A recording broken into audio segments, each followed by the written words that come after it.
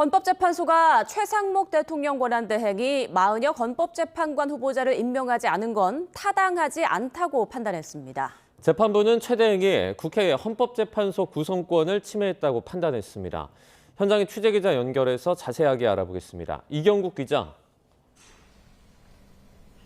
네, 헌법재판소에 나와 있습니다. 네, 먼저 헌재의 결정 내용부터 자세히 전해주시죠. 네, 헌재가 오늘 국회가 최상목 대통령 권한대행을 상대로 낸 권한쟁의 심판의 결과를 선고했습니다.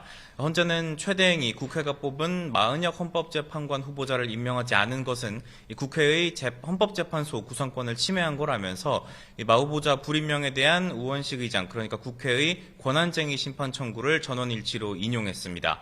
재판부는 국회의 재판관 선출권은 독자적인 것으로 대통령이 국회가 뽑은 사람에 대해서 임명을 임의로 거부하거나 선별해서 임명할 수는 없다고 판단했습니다.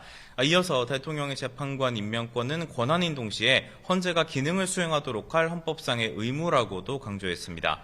앞서 최상목 대행은 여야의 합의가 확인되지 않았다면서 이 마은혁 후보자를 임명하지 않았었는데요. 재판부는 정당이 추천하는 특정 후보자에 대해서 다른 정당이 합의한 경우에만 선출하는 관행이 있었다고 보기는 어렵다고도 판단을 했습니다. 다만 헌재는 마 후보자에게 재판관 지위를 부여해달라는 취지의 국회 측의 청구에 대해서는 심판 대상이 될 수 없다면서 각하했습니다.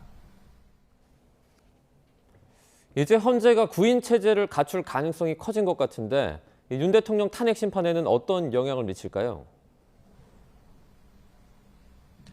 네, 일단 최상목 대행 측은 이 헌재 선고 이후 헌재의 판단을 존중하겠다는 기존 입장을 되풀이하는 모습이었습니다.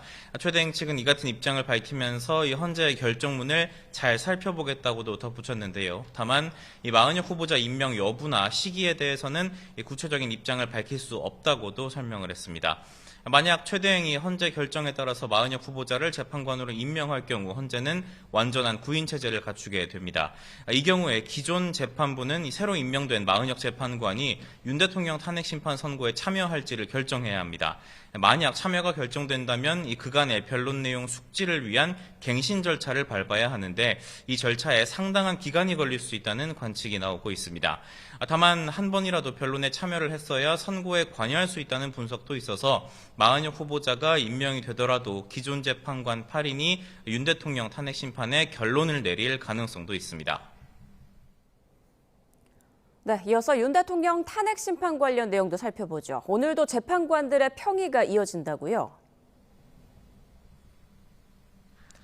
네, 변론을 마친 재판부 다음 달 중순으로 예상되는 이 선고 전까지 휴일을 제외하고 매일 평의를 진행한다는 방침입니다. 그런 만큼 오늘도 철저한 보안 속에서 재판관 평의가 이어지고 있을 것으로 보입니다.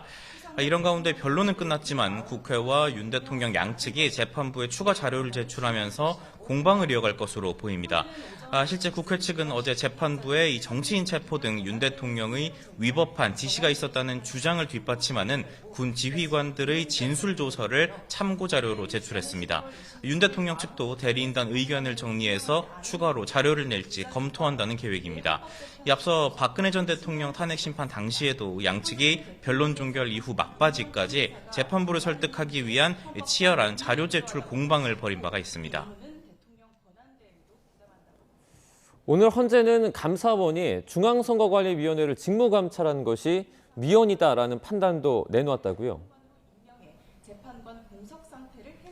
맞습니다. 앞서 선관위는 감사원이 최근까지 선관위를 상대로 벌인 인력관리 실태 직무감찰이 선관위 권한을 침해했는지 살펴달라면서 권한쟁의 심판을 청구했습니다.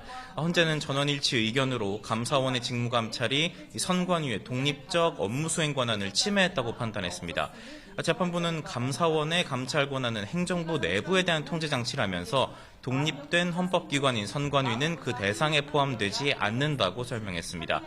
이어서 직무감찰을 허용한다면 선거관리의 공정성에 대한 국민의 신뢰가 훼손될 위험이 있다고도 덧붙였습니다. 지금까지 헌법재판소에서 전해드렸습니다.